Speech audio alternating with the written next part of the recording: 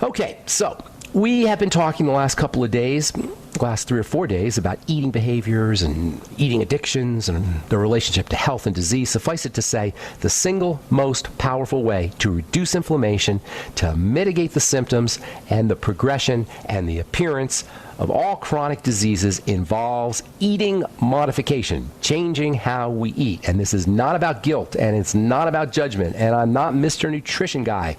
I'm just telling you the scientific facts. Eat less, get healthy. Eat smart, get healthy. Practice intermittent fasting. Eat only when we're hungry. Use fermented foods. Use branched-chain amino acids. Do the Suero V cleanse.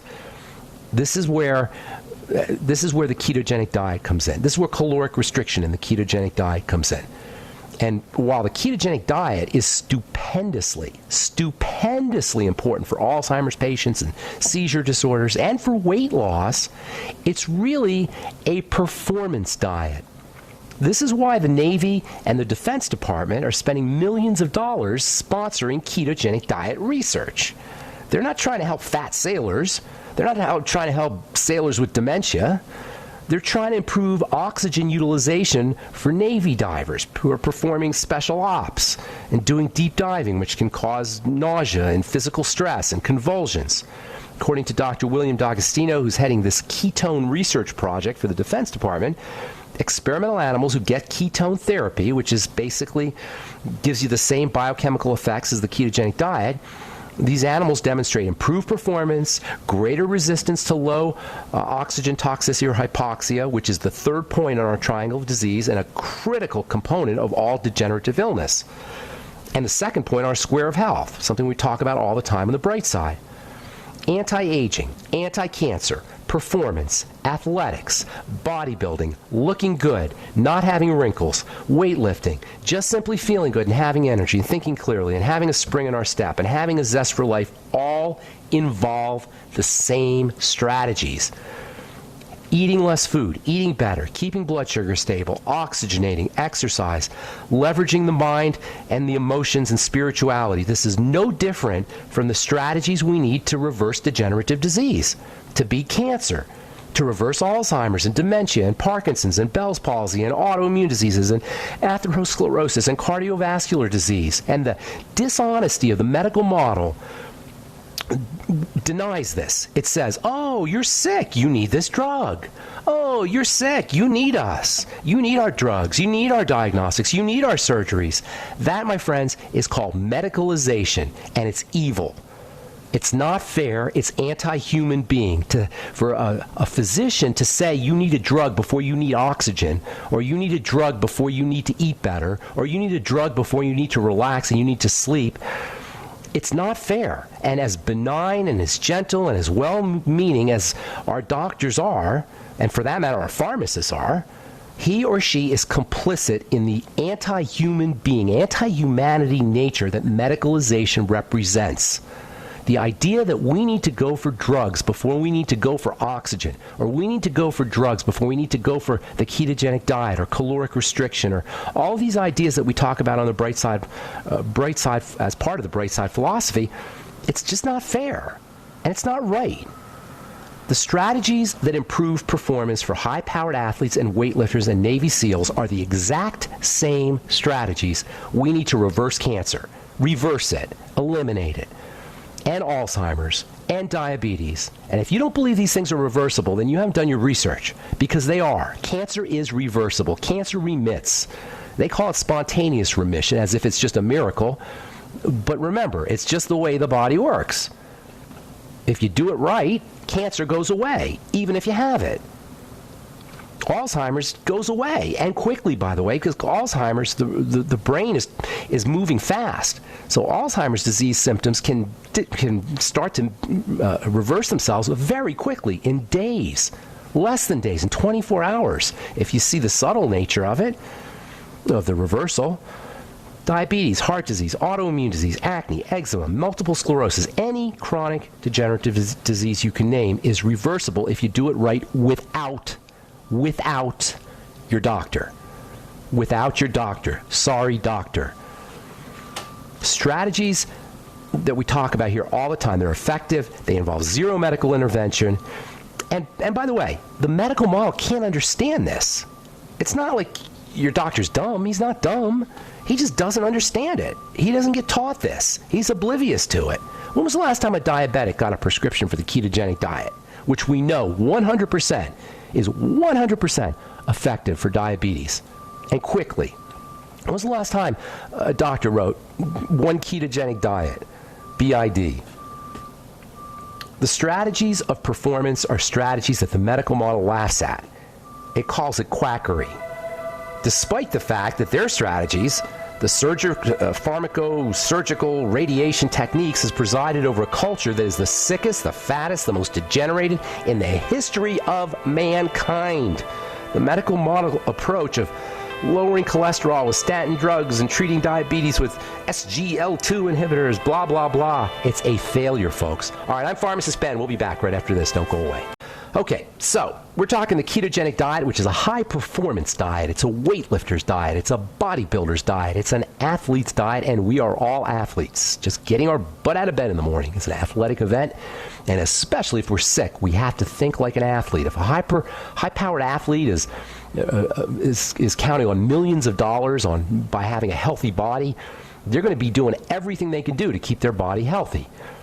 And you better believe high-powered athletes understand about the ketogenic diet. And it's as simple as eating less calories and making sure you're getting calories from good quality fats. That's what the ketogenic diet basically is. The ketogenic diet is a low-carb, high-fat, moderate protein way of eating, and it is hands down, the most effective way for a sick person to eat. And you will notice results. If you are dealing with any chronic degenerative illness that involves pain, that involves inflammation, please understand it's needless. This is the tragedy of it all. You don't have to suffer. And there's nothing your doctor can do. There's nothing the medical model can do. But that doesn't matter. We can do it ourselves. And it's not just for sick people, for healthy people who don't want to be sick. The ketogenic diet is the most effective, powerful way to eat. We talk about it all the time, and I haven't called it the ketogenic diet because the way I look at it, it's a little bit, I call it the way I prefer people to eat is the modified ketogenic diet. It's not as strict as the ketogenic diet, but it's basically the same idea. The ketogenic diet is a way to maximize energy from the foods we eat to get more bang for our buck. And to understand the effectiveness of the ketogenic diet, you can think about the gears on a bicycle. If you're in high gear, if you're in 10th gear, I remember when I was a kid, they used to have 10, that was the big deal to get a bike with that had 10 gears. I don't know what it's like today. I haven't really ridden a bike in a while, but if you're in a high gear, you'll notice that the gears are turning rapidly, but you don't have as much power. If you're in low gear, the gears are turning slowly but more powerfully. That's called torque. High gear gives you low torque, but lower gears give you more torque. Even though the wheels are turning more slowly, you get more power.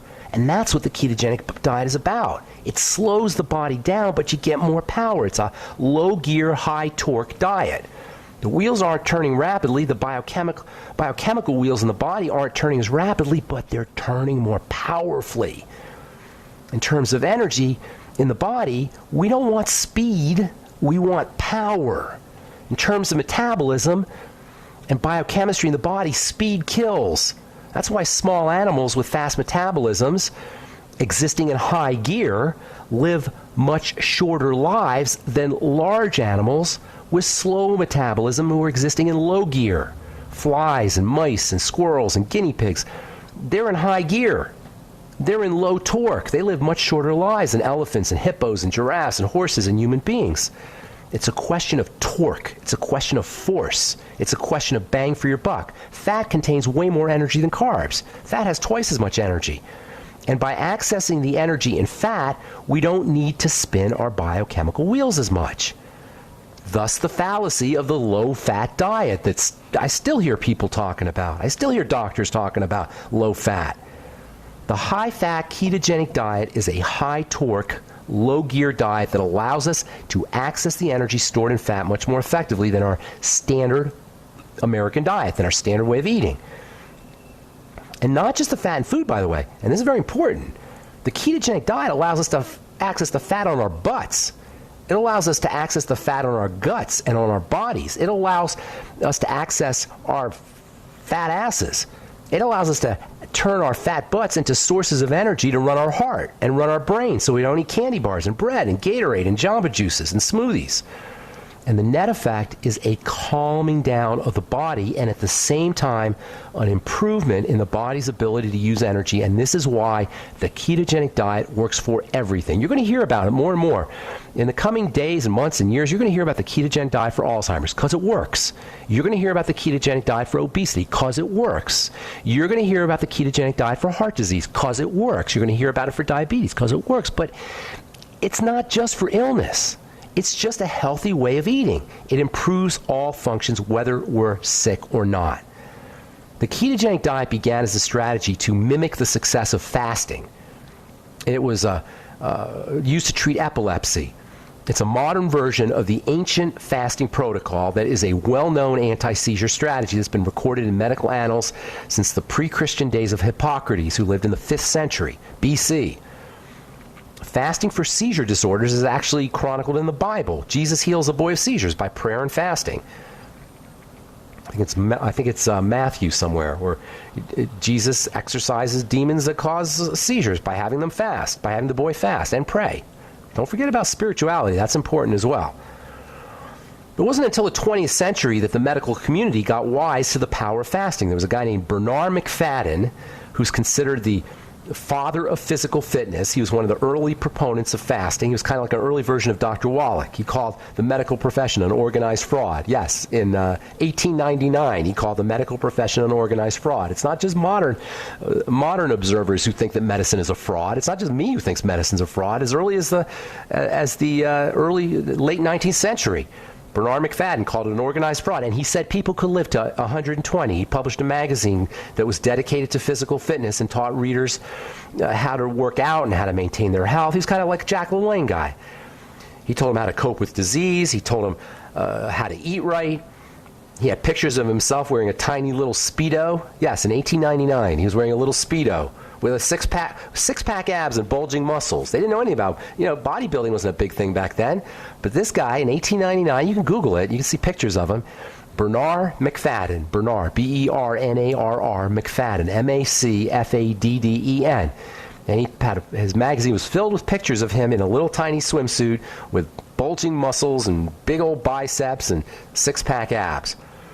Bernard McFadden advised people to exercise and watch what they ate. And he was a big proponent of, surprise, surprise, fasting. Intermittent fasting. 1899, folks. And his magazine had pictures of sickly men and women. And he'd take pictures of them, sickly men and women, and then he'd take pictures of them later, before and afters, after they became healthy and strong, using nothing but diet and exercise. No drugs, no surgeries, no diagnostics, no going to the doctor. One of his followers was actually a guy named Charles Atlas. I remember when I was a kid, there were all these pictures of, advertisements of Charles Atlas in the back of comic books. You maybe remember this.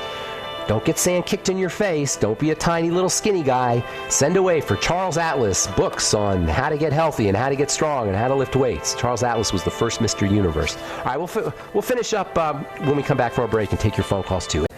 1 in 2 Americans have a musculoskeletal condition. How can this possibly be? 50% of us are affected by some kind of muscle or bone issue. 126 million Americans. 1 in 2 adults are affected by a musculoskeletal condition, comparable to the number of Americans living with chronic lung or heart conditions, costing an estimated $213 billion in annual treatment. This according to a new report issued by the United States Bone and Joint Initiative. How can we be so unhealthy? We got more doctors per capita than any other culture on the planet. We spend more for drugs, more for devices, more for diagnostics, more for tests. And this crazy health situation is occurring right before our very eyes. We're dissolving. Oh, but we have a new screening test. Here's another good one. Screening test for chronic fatigue syndrome on its way. So now you can go to the doctor and he can test you. He can take out some blood and charge you money and tell you you're tired all the time. Do we really need this? Folks, what the heck is going on? This is craziness. And at the same time, from the American Journal of Preventive Medicine, study finds dancing halves the chances of death from cardiovascular disease. You can dance your way to health. When was the last time somebody went to the doctor for cardiovascular health issues and got a prescription for dancing? This is what I'm talking about. These are the simple little things we can do to stay healthy. It doesn't require much, folks, because the body at the end of the day is designed to be healthy. We are healing, renewing, regenerating systems, and this is the most beautiful thing. This is the good news. This is the bright side. We are designed for health. The body is a renewing system, and it doesn't take much, and it certainly doesn't need to be medicalized back into health. Okay.